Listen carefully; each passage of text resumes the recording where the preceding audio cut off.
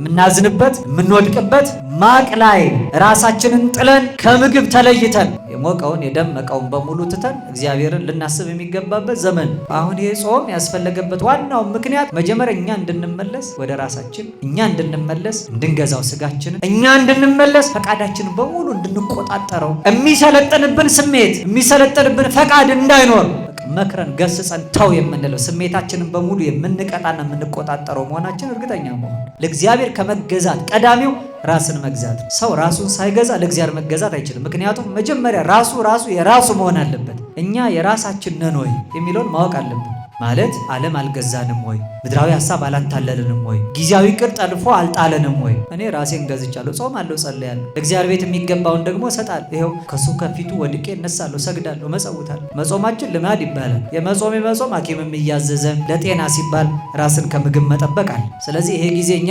ነቅተን ራሳችን የምንጠብቅበት። ከምንድን ነው የምንነቃው? ለጽድቅ የምንነቃው ከኃጢአት የምንለይበት ዘመን ነው። በልተው ጠግበው ሲያምፁበት ለራሳቸው ፈቃድ አሳልፎ ሰጣቸው ይላል። እሺ ብንለው በረከቱን ያበላናል፣ እሱም እሺ ይለናል። ስናምፅ የአመፅን ዋጋ ይሰጣል። ዳዊት ለዚህ ነው ከአመፀኛው ጋር እግዚአብሔርን አመፀኛ ሆኖ አይቶታል። ምን ይላል? ከቸር ሰው ጋር ቸር ሆነህ ትገኛለህ፣ ከአመፀኛ ጋር አመፀኛ ይለዋል። ከጠማማ ጋር አለ ሎቱ ስብሐት። እግዚአብሔር ጥመት የለበትም። ለጠማማ ሰዎች የጥመት ዋጋ፣ ለደካማ ሰዎች፣ ለጎሰቆሉት ሰዎች፣ ከሕጉ ለራቁት ሰዎች እግዚአብሔር ርቆ ለጥፋታቸው አሳልፎ ይሰጣቸዋል። አሁን አንዳንድ ጊዜ ጉዳዮች ሲደርሱብን፣ ፈተና ሲሰለጥንብን እኛ ከአቅማ ችን በላይ ሲሆን ምን እንላለን? ነገር ለበጎ ነው እንላለን። በቃ ዝም ብሎ ተነስቶ ብቻ በኃጢአቱ ምክንያት ወድቆ ድካም አግኝቶ ሰው ለበጎ ነው ማለት የለበትም። የሚሻው የሚፈልገውን ነገር አጥቶ ሲቅበዘበዝ ወድቆ ለበጎ ነው አይልም ሰው። ለበጎ የሚሆነው ነገር አንደኛ እግዚአብሔርን ከወደድ ነው። ሁለተኛ እንደሱ ሐሳብ እንደነገርኳቸው ዓለም እንደምትፈልገው ተጠቅማብን ስንወድቅ አይደለም ለበጎ የሚባለው። ለበጎ ነው የሚባለው እንደ ሐሳቡ ለተጠሩት ሰዎች ነገር ሁሉ ለበጎ እንዲደረግ እናውቃለን ይላል። እርሱን ስንወደው ማለት ራሳችንን ገዝታ ስንገዛ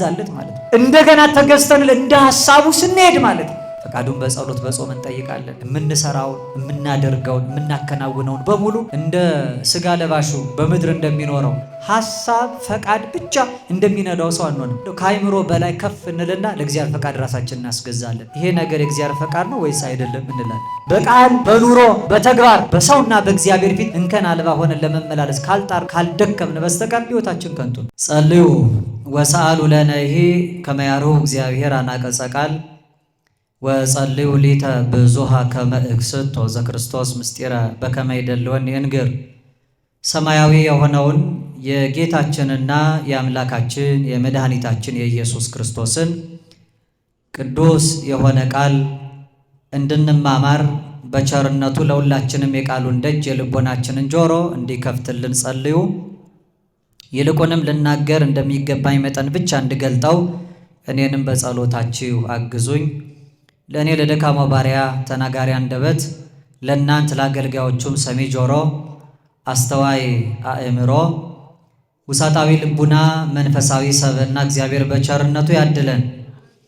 እውቀትን ከምስጢር ጥበብንም ከማስተዋል እያስማማ ለፍጥረት ሁሉ እንደ በጎ ፈቃዱ ማስተዋል የሚሰጥ ጥበብን የሚገልጥ ልሳነ ዓለም ከሳቴ ምስጢር አምላካችን አንዱ እግዚአብሔር መንፈስ ቅዱስ የራቀውን አቅርቦልን የረቀቀውን አጉልቶልን የተሰወረውን ገልጦ የተከደነውን ከፍቶ እንድንረዳ ይርዳን።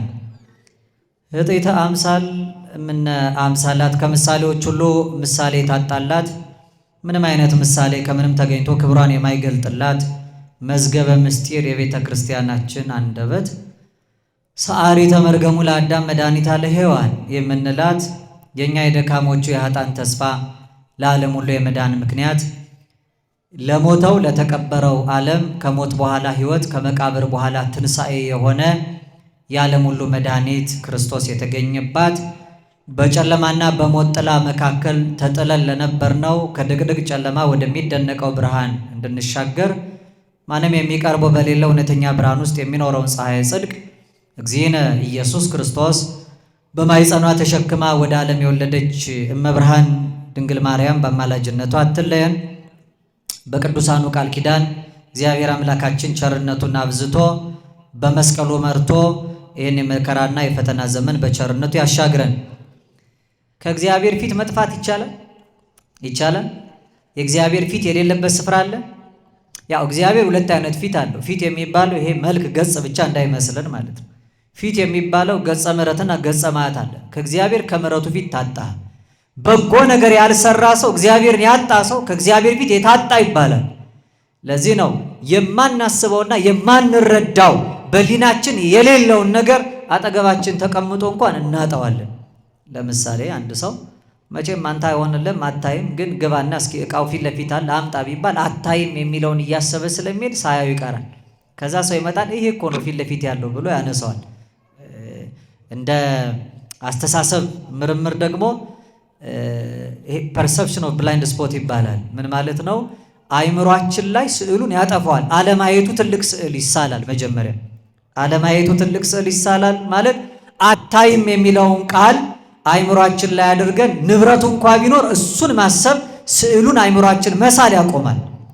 የማናስበውና የማናስተውለው ነገር ከሊናችን ይርቃል። ለዚያ ነው የማያስባቸውና እግዚአብሔር የማያስተውላቸው ሰዎች ከእግዚአብሔር ፊት የራቁ ናቸው። እግዚአብሔር በሁሉ ቦታ አለ። በእግዚአብሔር ፊት እያሉ ግን እግዚአብሔር የሌሉ ብሎ ይተዋቸዋል። አያውቃቸውም። ይገርማቸዋል። እግዚአብሔር ሁሉን የሚያውቅ ሁሉን አዋቂ ነው። ሁሉን የሚያይ በሁሉ ስፍራ ያለ ነው። ነገር ግን በሁሉ ስፍራ እያለ የማያቸው ሁሉ ቦታ እያለና ሁሉን እያወቀ የማያውቃቸው ሰዎች አሉ። ታስተውላላችሁ። በማቴዎስ ወንጌል ምዕራፍ 25 ላይ ከ10 ቆነጃጅት መካከል 5ቱ ልባም መቅረዙ ላይ ዘይት ኖሯቸው መብራታቸውን አብርተው የገቡ ናቸው።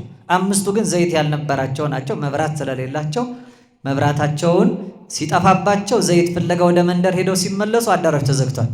ሙሽራውን እንዲያስገባ ሲለምኑት እንዲህ አላቸው ይላል፣ አማን አማን እብለክን እያመረከን እውነት እውነት እላቸው እኔ አላውቃችሁም አላቸው። ሁሉን የሚያውቀው ሙሽራ ጠርቷቸው እድምተኛ ሆነው ነገር ግን አላውቃችሁም አላቸው። የማያውቃቸው የማያያቸው ከፊቱ የሚጠፉና የሚታጡ ሰዎች አሉ። እግዚአብሔር በአማልክት ማህበር መካከል ቆመ ይላል። ኃጢአተኛ ባለበት ስፍራ እግዚአብሔር አይቆም። ኃጢአተኛም እግዚአብሔር ፊት መቆም አይቻለውም።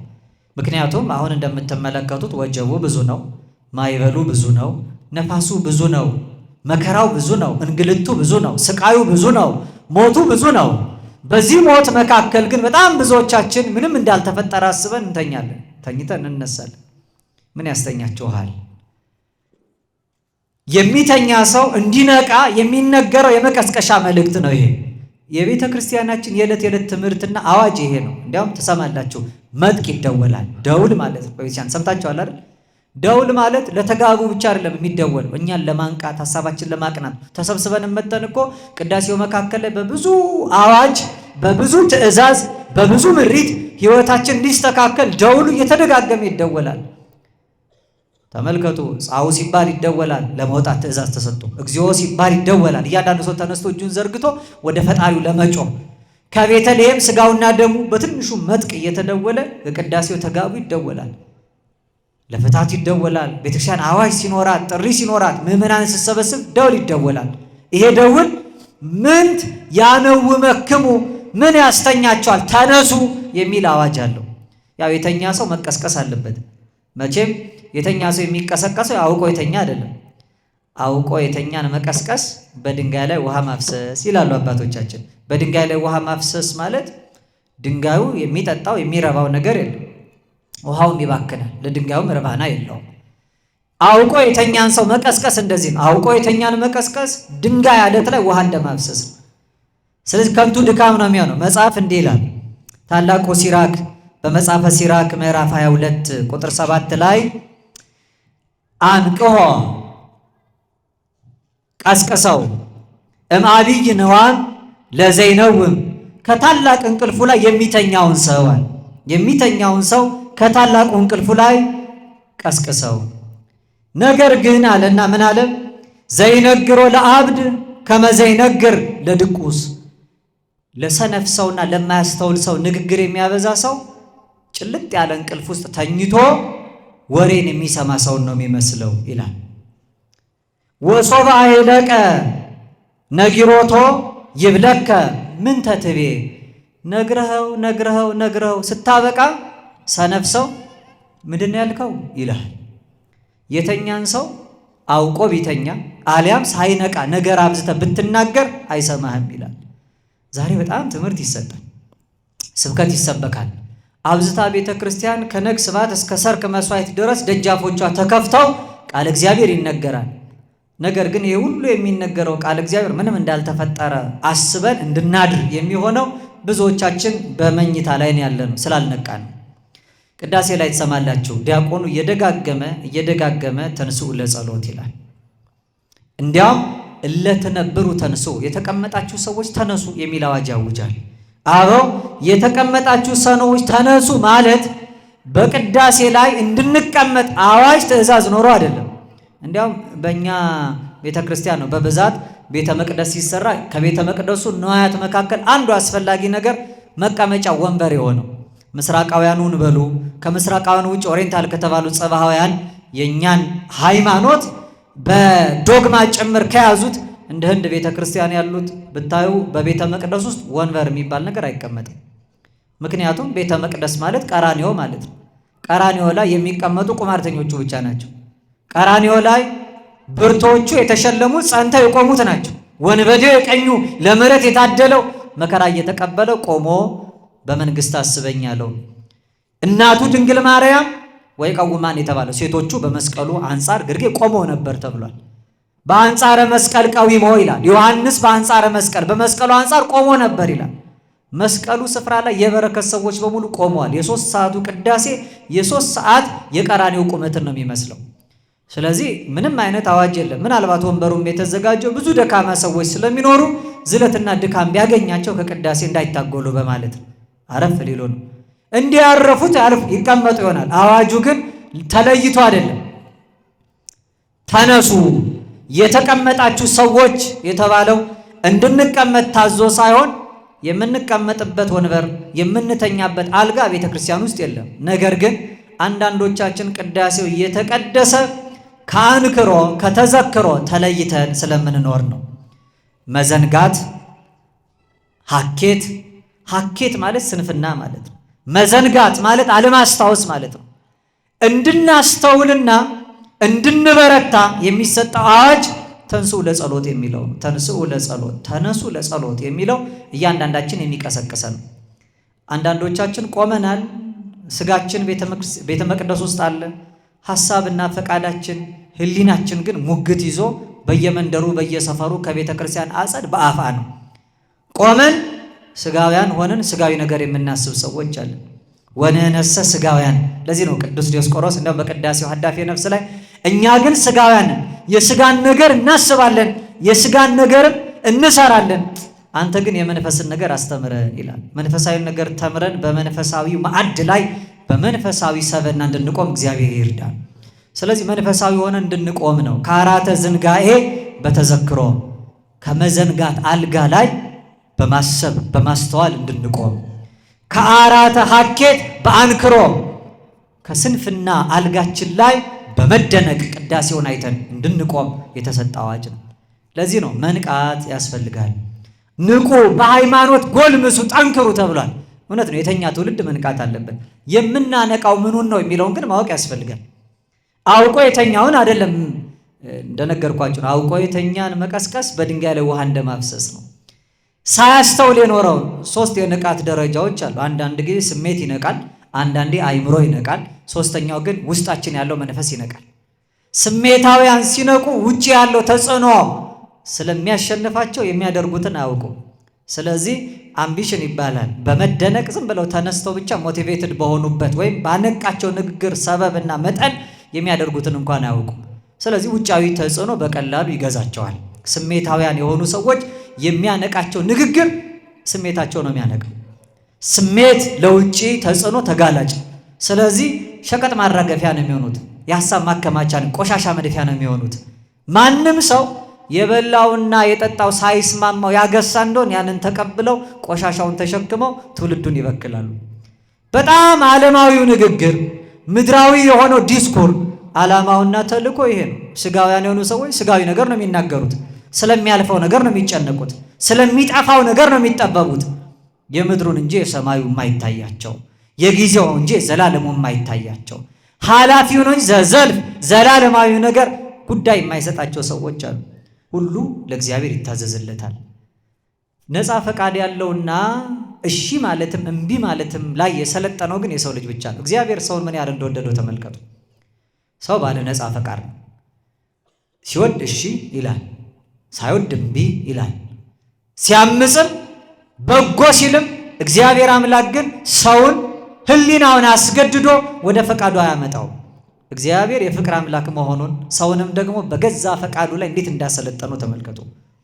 እኛ እምቢ ብለን እግዚአብሔር ላይ እያመጽን እንዳለን በሕይወታችን ውስጥ የምናይበት ነው። ጸሎት መጽሐፍ ካላችሁ ዳዊታችሁን ከፍታችሁ ስታነቡት ከ15ቱ የነቢያት ጸሎት መካከል ከጸሎተ መናሴ ቀድሞ ያለው የነቢዩ ዮናስ ጸሎት ነው። ይህ ማለት ሁሌ የምንጸልየው ጸሎት ማለት ነው። አመፀኛ የነበረ ለእግዚአብሔር ያልታዘዘ ከሕጉ የራቀ በመንገዱ ያልሄደ ዮናስ እግዚአብሔር በያዘው ጊዜ በጭንቅ መከራ መካከል ሆኖ እግዚአብሔርን ያሰበበት ማለት ነው። እግዚአብሔርን የለመነበት፣ እግዚአብሔርን የተማጸነበት ጸሎቱ ወተዘከርዎ ለእግዚአብሔር ሶበ ሀልቀት ነፍሴ ወተዘከርክዎ ለእግዚአብሔር። እግዚአብሔርን አሰብኩት ነፍሴ በውስጤ በደከመችብኝ ጊዜ። ትምጻ ሀቤከ እግዚኦ ጸሎቴ ውስተ ጽራ መቅደስከ። አቤቱ አምላኬ ሆይ ጸሎቴ ወደ ተቀደሰው ማደሪያ ወደ አንተ ፊት ትድረስልኝ እያለ ዮናስ የለመነው ልመና የተማጸነው ተማጽኖ በሰፊው ተጽፎበታል።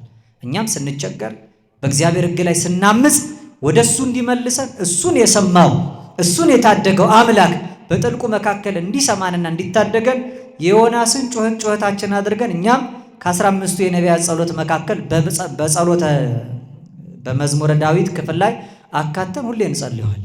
በሰንበቱ ጸሎት ላይ የምናነሳው ስለሆነ በትንቢተ ዘካርያስ ምዕራፍ 1 ቁጥር 3 ላይ እንዲህ ይላል፣ የሰራዊት ጌታ እግዚአብሔር እንዲህ ይላል፣ ወደ እኔ ተመለሱ ያን ጊዜ እኔም ወደ እናንተ እመለሳለሁ አለ። በሉ እስኪ ወደ እኔ ተመለሱ በሉ፣ እኔም እመለሳለሁ።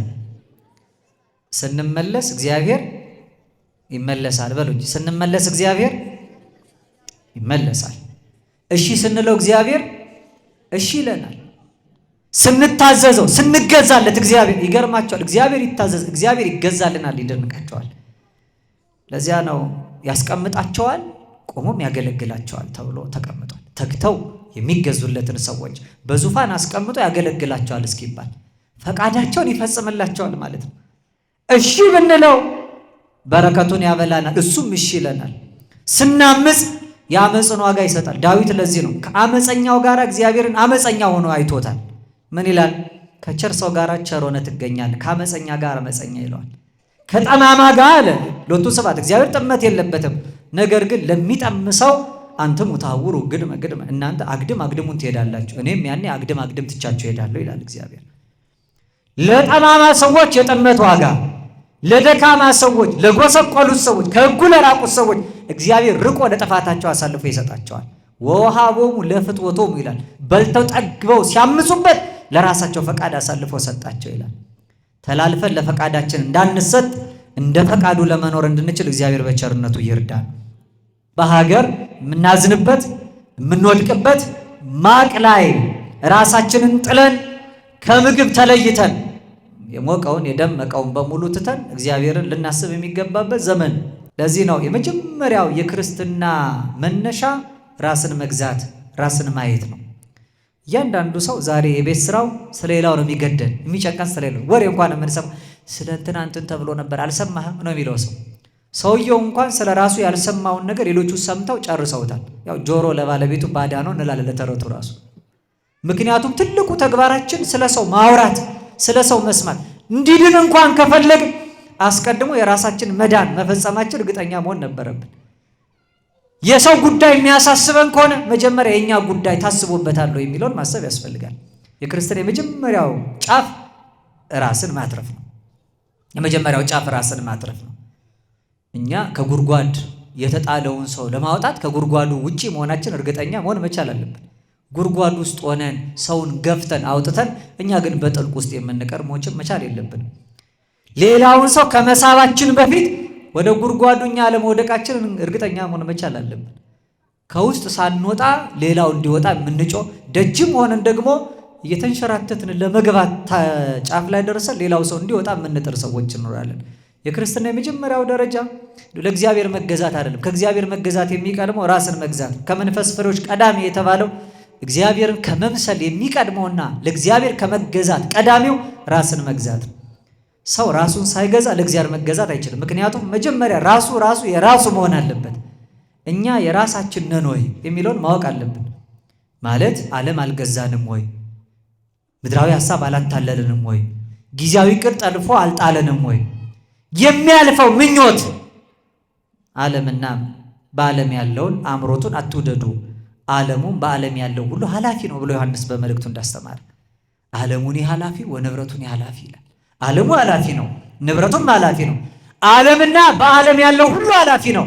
ዓለሙን የሚከተል ሰው አብሮ ያልፋል። ለዚህ ነው ቅዱስ ጳውሎስ እኮ ሐሳባቸው ምድራዊ የሆኑ ሰዎች ወደ ሐሪቶም ውርትምና መጨረሻቸው ደግሞ ጥፋት ነው ይላል። ምክንያቱም ምድራዊ ሐሳብ ካላቸው ምድር ስለምታልፍ እነሱም አብረው ያልፋሉ ይላል። መጀመሪያ እኛ የኛ ነው የሚለውን ማወቅ ያስፈልጋል። አያችሁ፣ መጀመሪያ ለመሰማት ራስን መስማት ያስፈልጋል። መጀመሪያ በሌላው ለመደመጥ መጀመሪያ ራስን ተረጋግቶ ማድመጥ ያስፈልጋል። ራሳቸውን የገዙ ሰዎች ሁሉ ይገዛላቸዋል። አዳም የመጀመሪያው ሰው። አሁን አራዊት የምንላቸው በሰው ላይ የሰለጠኑ ምንፈራቸው በሙሉ የሰለጠኑብን ቀድሞ ሲፈጠር እነሱ ላይ ሰልጥኖ ነበር። ከስሩ እየመጡ ሁሉ ይገዙለት ነበር። ከሰማይ በታች ከምድር በላይ ያለውን እንዲነዳ እንዲገዛ ነው የተፈጠረው። ነገር ግን መጀመሪያ ራሱን መግዛት ስላቃተው ሌላውም ያመጽበት ጀመር። የአዳምን ጥንተ ተፈጥሮ በቅድስና በንጽህና ሕይወት የመለሱ አባቶችን ተመልከቱ። በኢትዮጵያ ታሪክ ውስጥ ብዙዎቹን አባቶች ታውቋቸዋላችሁ። አናብስት አናብርት የሚገዙላቸው ናቸው። ርዕሰ ባሕታውያን አቡነ ገብረ መንፈስ ቅዱስን አስቡ። አንበሳውን ነብሩን ይገዙታል። አንበሳና ነብር የረገጡትን የእግራቸውን ትቢያ እየላሱ ጻድቁን ተከትለው ይውላሉ ያድራሉ። እና አባ ሳሙኤል እና አባ አንበስን እና አባ ብንያምንን ተመልከቱ። እና አባ መድኃኒነ እግዚእን ተመልከቱ። እነዚህ ደጋጎቹ አባቶች አንበሳ ይጋልቡ የነበሩ ናቸው። መጻሕፍቶቻቸውን አንበሳ ላይ ጭነው የሚሄዱ ናቸው። እኛ አንበሳ ብናይ አንበሳ ብንመለከት እንዴት ነው ልባችን የሚሸበረው? ምን ደነግጠው? ሲያገሳ ድምፁ ያስፈራል። ስለዚህ አንበሳው አገሳ ዝም የሚል ማን ነው? የማይፈራስ ማን ነው ይላል መጽሐፍ። ስለዚህ አንበሳው ያገሳ ያስፈራ የነበረውን ራሳቸውን ስለገዙ አራዊት ይገዙላቸዋል። ራሳቸውን ስለተቆጣጠሩ ሁሉን ነገር ቆጥረው ለክተው ሰፍረው ከእጃቸው በታች ይገዙታል። ሰው ራሱን መግዛት ሲያቅተው ሁሉ ይሰለጠንበታል። አይደለም ሁሉ ሊሰለጠንበት ራሱ ጠላት ይሆናል። ይሄ የጾሙ ጊዜ እንደው ሌሎቹ ሰዎች እንዲሆኑ ኢትዮጵያ ሰላም እንድትሆን ክፉዎች ደግሞ እንዲመለሱ የምንጮህበት ጊዜ ነው። ነገር ግን ከዚህ ሁሉ የሚቀድመው መጀመሪያ እኛ እንድንመለስ ወደ ራሳችን፣ እኛ እንድንመለስ እንድንገዛው ስጋችንን፣ እኛ እንድንመለስ ፈቃዳችንን በሙሉ እንድንቆጣጠረው፣ የሚሰለጥንብን ስሜት የሚሰለጥንብን ፈቃድ እንዳይኖር መክረን ገስጸን ተው የምንለው ስሜታችንን በሙሉ የምንቀጣና የምንቆጣጠረው መሆናችን እርግጠኛ መሆን። ስለዚህ ነው አሁን ይሄ ጾም ያስፈለገበት ዋናው ምክንያት ጾም ራስን ለመግዛት ፈቃድን ለመቆጣጠር በእግዚአብሔር ከመታየት ሌላውን ለእግዚአብሔር ከማሳየት የሚቀርበው ራስን ለማየት መነጽር ይሆናል። ጾም በነፍሳችን ላይ የተጫኑ ቁስል እንዲፈውስ ነው። ጾም ትፈውስ ቁስለ ነፍስ፣ የነፍስን ቁስል የምትፈውስ ናት። መድኃኒትነቷ መጀመሪያ ለራስ ናት። ጸሎትም የራስን፣ ምጽዋትም የራስን፣ ስግደትም የራስን፣ መልካም ምግባርና በጎ ትሩፋት ሁሉ መጀመሪያ የራስን ፈቃድ ለመግዛት ለመቆጣጠር የተሰጡ ናቸው።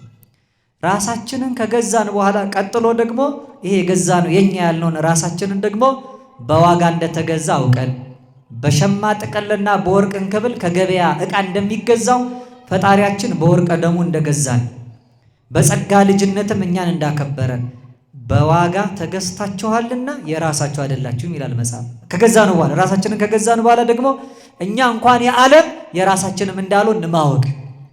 አሁን ከምናከብራቸው ነቢያት መካከል አንዱ ደገኛው የእግዚአብሔርን ሐሳብ የእግዚአብሔርን ፈቃድ ሲያገለግል የኖረውን ዳዊትን ተመልከቱ። በሐዋርያት ሥራ ምዕራፍ 13 ቁጥር 36 ላይ እንዲህ ይላል፣ ዳዊት ይላል በገዛ ዘመኑ የእግዚአብሔርን ሐሳብ አገልግሎ አንቀላፋ። በገዛ ዘመኑ ማለት በተሰጠው ዘመን፣ በገዛ ዕድሜው በተሰጠው እግዚአብሔር አንተ ትኖርበት ብሎ በለካለት ዘመን መዋዕሉ፣ ነገር ግን የራሱን ፈቃድ አላገለገለም፣ የእግዚአብሔርን ሐሳብ ነው ያገለገለው ይላል። አሁን ከዓለም ፈቃድ፣ ከሥጋ ምኞት፣ ከምድራዊ ዕቅድ ራሳችንን ከለየነው በኋላ መልሰን ለእግዚአብሔር ፈቃድ ራሳችንን ማስገዛት። ከዛ ለእግዚአብሔር ከተገዛን እሱ እግዚአብሔር መሳሪያ ያደርገናል። እሱ ነው የሚቆጣጠሩ። አሁን ቅድም አለ ነቢያት ማለት እግዚአብሔር አድሮባቸው የሚተነፍስ ማለት ሲፈልጉ በውድ እምቢ ሲሉ በግድ መሳሪያዎቹ የሚሆኑ የሚመራ የሚያሰማራቸው ብቻ ሳይሆን የሚነዳቸውም ጭምር። ለዚህ ነው ቅዱስ ጴጥሮስ ትንቢት በሰው ፈቃድ አይደለም የመጣው፣ ዳሩ ግን አለ ቅዱሳን ሰዎች ከእግዚአብሔር ተልከው በመንፈስ ቅዱስ ተነድተው ተናግረውታል እንጂ ትንቢት የሚባለው ስጋዊ ደማዊ ፈቃድ አይደለም ማለት በሰው ፈቃድ የመጣ አይደለም። የእግዚአብሔር አገልጋይ ሲኮን እንደፈለግን አንናገርም። የእግዚአብሔር አገልጋይ ስንሆን የእግዚአብሔር ፈቃድ በየት በኩል ይገለጣል የሚለውን መጀመሪያ እናያለን። ፈቃዱን በጸሎት በጾም እንጠይቃለን። የምንሰራውን የምናደርገውን የምናከናውነውን በሙሉ እንደ ስጋ ለባሹ በምድር እንደሚኖረው ሐሳብ ፈቃድ ብቻ እንደሚነዳው ሰው አንሆንም። ከአይምሮ በላይ ከፍ እንልና ለእግዚአብሔር ፈቃድ ራሳችንን እናስገዛለን። ይሄ ነገር የእግዚአብሔር ፈቃድ ነው ወይስ አይደለም እንላለን። እኛማ የሚታየን ብዙ ነገር ነው። እኛ የምንሰጠውና የምንሰነዝረው ሐሳብ እጅግ ሰፊ ነው። እንደኛ ሐሳብ እንደኛ ፈቃድ ሳይሆን የእግዚአብሔር ፈቃድ ይሁን ብሎ መኖር። ቅዱስ ጳውሎስ አብሯቸው ቢኖር በአይሁድ ያሉ ክርስቲያኖች ደስ ይላቸው ነበር።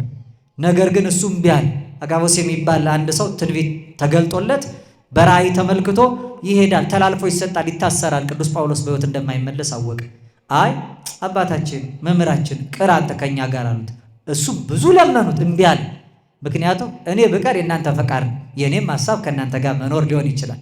ነገር ግን አለ በስጋ ከእናንተ ጋር መኖሬ ለእኔም ለእናንተም መልካም ነው። እኔ ግን ልሄድ ከክርስቶስ ጋር ልኖር እናፍቃለሁ። ከሰው ሐሳብ የሚበልጠው እግዚአብሔር ሐሳብ ነው አላቸው። በለመኑት ጊዜ አብዝተው ሲያስጨንቁት እምቢ አለ። እምቢ ማለቱን ባወቁ ሰዓት እንዲህ አሉ፣ የጌታ ፈቃድ ይሁን ብለን ዝም አልን አሉ። የማን ፈቃድ ይሁን ብለን? ስጋዊ ከሆነ ሐሳብ ስንለይ ሁል ጊዜ የእግዚአብሔርን ፈቃድ እንላለን። አሁን አንዳንድ ጊዜ ጉዳዮች ሲደርሱብን፣ ፈተና ሲሰለጥንብን፣ እኛ ከአቅማችን በላይ ሲሆን ምን እንላለን? ነገር ለበጎ ነው እንላለን። ነገሩ ለምንድን ነው? ለበጎ ነው፣ ለማንም አይደለም የተባለው። መጽሐፍ እንዲህ ነው የሚለው፣ እግዚአብሔር ለሚወዱ አንድ፣ እንደ ሐሳቡ ለተጠሩት ሁለት፣ ለነዚህ ሰዎች ነገር ሁሉ ለበጎ እንዲደረግ እናውቃለን ይላል። በቃ ዝም ብሎ ተነስቶ ብቻ በኃጢአቱ ምክንያት ወድቆ ድካም አግኝቶ ሰው ለበጎ ነው ማለት የለበትም።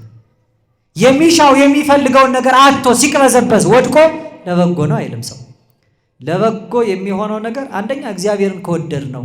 ሁለተኛ እንደሱ ሐሳብ እንደነገርኳችሁ ዓለም እንደምትፈልገው ተጠቅማብን ስንወድቅ አይደለም ለበጎ የሚባለው። ለበጎ ነው የሚባለው እንደ ሐሳቡ ለተጠሩት ሰዎች ነገር ሁሉ ለበጎ እንዲደረግ እናውቃለን ይላል።